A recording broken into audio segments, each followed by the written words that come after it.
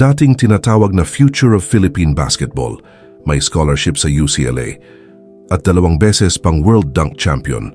Pero ngayon, wala siyang permanenteng team at mas kilala na sa social media kaysa sa basketball court. Kaya maraming fans ang nagsasabing isa siyang sayang na talento. Pero totoo nga ba yon? O baka hindi lang natin naiintindihan ang tunay na kwento sa likod ng career ni Kobe Paras? Kung babalikan natin ang simula ng kanyang kwento, parang nakasulat na agad ang kanyang destiny. Anak siya ng PBA legend na si Benji Paras, ang tanging player sa kasaysayan ng PBA na naging Rookie of the Year at Most Valuable Player sa parehong season. Ibig sabihin, bago pa man magsimula ang career ni Kobe, dala na niya ang bigat ng isang malaking pangalan sa Philippine basketball. Pero hindi rin naman siya sumikat dahil lang sa kanyang apelyido. May sarili siyang talento na talagang kahanga-hanga. Noong teenager pa lang siya, naging viral na ang kanyang mga dunk videos sa internet. Matangkad, explosive, at halos parang NBA level ang athleticism niya kumpara sa ibang Filipino players. May mga pagkakataon pa na tinatalon niya ang mga tao sa dunk contests. Mga eksenang bihirang makita sa isang batang Pilipino noon. Lalo pang lumaki ang hype nang manalo siya ng 2 beses sa FIBA 3x3 U18 Dunk Contest. Para sa maraming fans, ito ang patunay na may isang Filipino player na kayang makipagsabayan sa athleticism ng mga international players. Dahil dito, nagsimulang mabuo ang isang malaking pangarap. Ang pangarap na makita ang isang purong Pilipino na makarating sa NBA. At nang makakuha siya ng scholarship sa UCLA, isa sa pinakamalalaking basketball program sa Amerika, mas lalo pang lumakas ang paniniwala ng fans na posible nga iyon. Sa mata ng marami, ito na ang simula ng isang historic journey.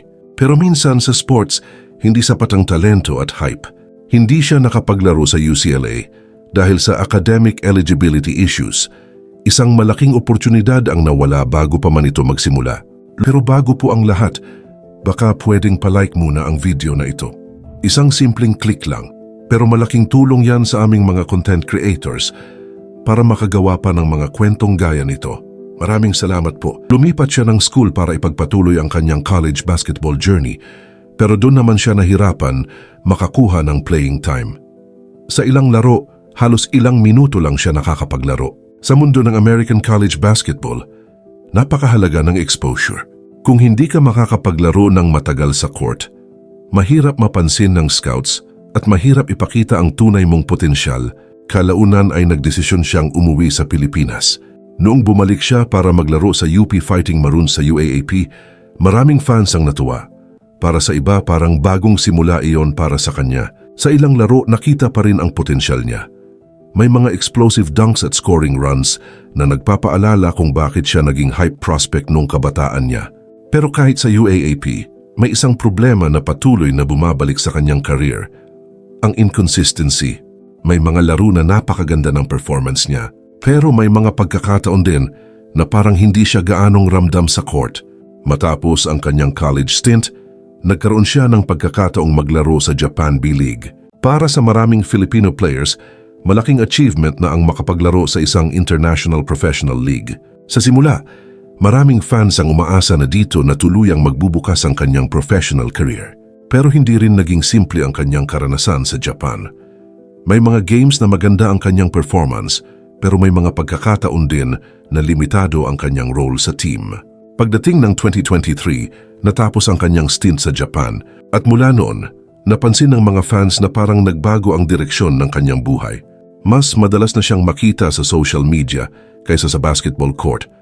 Nagta-travel, uma-attend ng events at ini-enjoy ang celebrity lifestyle. May mga pagkakataon pa na nakikita siyang nagbabakasyon sa mga lugar tulad ng Siargao, kung saan tila mas pinipili niyang magpahinga at lumayo sa pressure ng professional sports. Dito nagsimulang uminit ang debate sa mga fans. May mga nagsasabing sayang ang talento niya. Para sa kanila, bihira ang Filipino player na may height na 6'6", may athleticism at may international exposure tulad niya. Kung tutuusin, raw talent pa lang ay pang world class na. Pero may isa pang aspeto ng kanyang buhay na madalas ding laman ng balita, ang kanyang love life. Isa sa mga naging usap-usapan na relasyon niya ay kay Erica Poturnak, anak ng aktres na si Ina Raimundo. Madalas silang mag-post ng sweet photos sa social media at naging paborito sila ng fans bilang isang celebrity couple. Pero noong 2023, tahimik na natapos ang kanilang relasyon. Sumunod naman ang relasyon niya kay Kylie Alcantara. Noong naging publiko ang kanilang relasyon, mabilis itong naging trending sa social media dahil parehong sikat ang dalawa. Pero noong 2025, kinumpirma na naghiwalay din sila matapos ang ilang kontrobersya at issue na naging usap-usapan online. Bukod dito, na-link din si Kobe kay Elise matapos silang makitang magkasama sa ilang events. Dahil dito, nagkaroon ng mga spekulasyon na baka may namamagitan sa kanila, kahit wala pa ring opisyal na kumpirmasyon hanggang ngayon. Dahil sa mga ganitong balita, may ilang fans na nagsimulang magsabi na tila mas napapansin na ang kanyang personal na buhay kaysa sa kanyang basketball career. Para sa kanyang mga kritiko, maaring distraction daw ito sa kanyang focus bilang atleta. May ilan pa nga na nagsasabing tila mas naging celebrity na siya kaysa professional basketball player. Pero para sa iba, unfair na sisihin ang kanyang love life sa naging takbo ng kanyang career. Sa huli, ang professional basketball ay nangangailangan ng napakalaking commitment, mahahabang training sessions, matinding disiplina at halos buong buhay na ibinibigay sa sport. Kung dumating sa punto na napagod siya sa pressure ng lahat ng ito, maaring natural lang yon.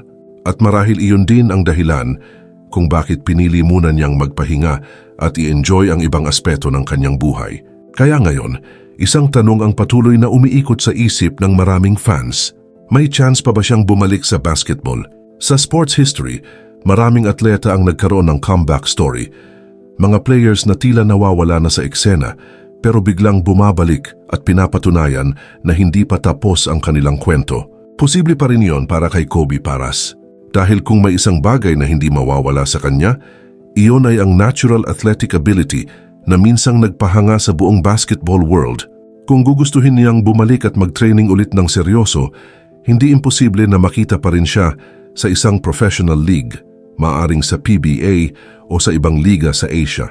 Pero sa huli, ang pinakamahalagang tanong ay hindi kung kaya pa ba niyang bumalik. Ang tanong ay kung gusto pa ba niya.